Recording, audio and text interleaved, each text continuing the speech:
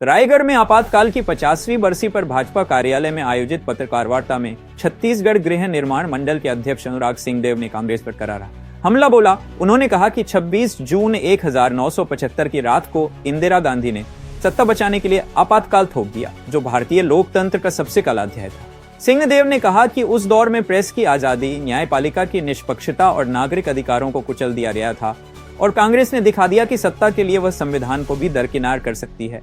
United news of Asia के लिए रायगढ़ से विपिन सवानी की रिपोर्ट। देखिए, स्वतंत्र भारत में संविधान के ऊपर जो सबसे बड़ा हमला हुआ था, संविधान के अनुच्छेद 352 के अंतर्गत वो हमला कांग्रेस ने किया था बाबा साहब के संविधान के ऊपर। और उस संविधान के अनुच्छेद 352 में जिसमें ये प्रावधान है कि देश में जब युद्ध स्थिति होगी, जब बाह्य शक्तियों से सामरिक खतरा होगा, ऐसी परिस्थितियों में आपातकाल लागू किया जा सकता है।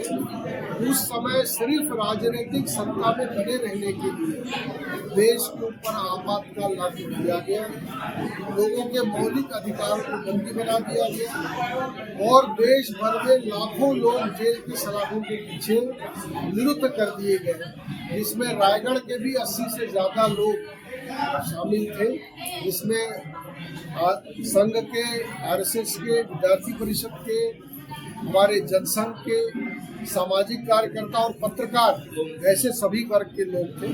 उनमें से आज हमारे बीच में उपस्थित है सुरेंद्र प्रसाद जी फरमानिया, जो उस समय आपातकाल में निरुद्ध थे, बंद थे।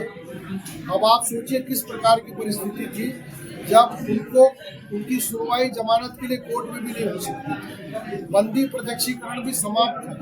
तो ऐसे सभी परिस्थितियों में जब उनके सुनने वाला न पत्रकार था, न प्रेस था, न कोर्ट था, ऐसे परिस्थितियों में लोग ब्लाइंडली लगभग 19 महीने तक जेल के सलाखों के पीछे रहे।